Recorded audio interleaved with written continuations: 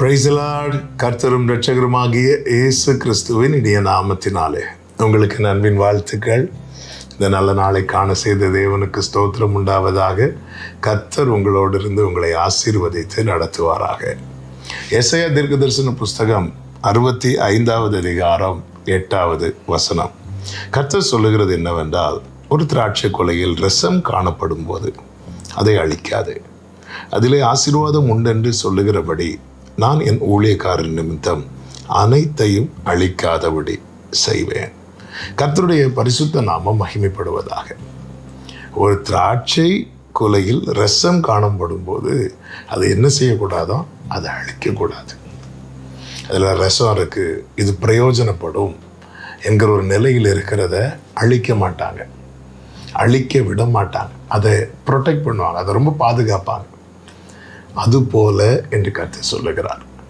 திராட்சை கொலையில் ரசம் இருக்குனாலே என்ன சொல்லி அதை அழிக்க மாட்டாங்க தெரியுமா? அதில் ஆசீர்வாதம் இருக்கிறது.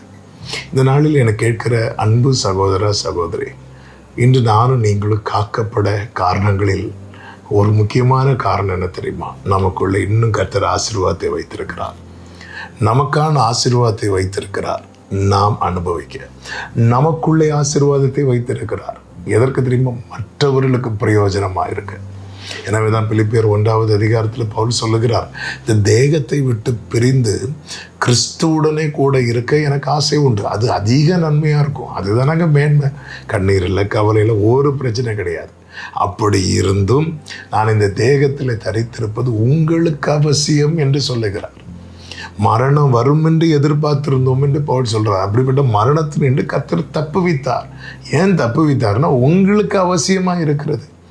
உங்களுக்கான ஆசீர்வாதத்தை கர்த்தர் எனக்குள்ளே வைத்திருக்கிறார் என்று பவுல் சொல்லுகிறார். அதுபோலதான் இந்த புதிய நாளை காண கர்த்தர் கிருபை செய்திருக்கிறார். நேற்று கண்ட எத்தனை பேர் இன்னைக்கு இல்லை தெரியுமா? எத்தனை மரண கண்ணிகள் நமக்கே வந்தது. மரண வாசல்களில் இருந்து தூக்கி எடுத்தார் அல்லவா?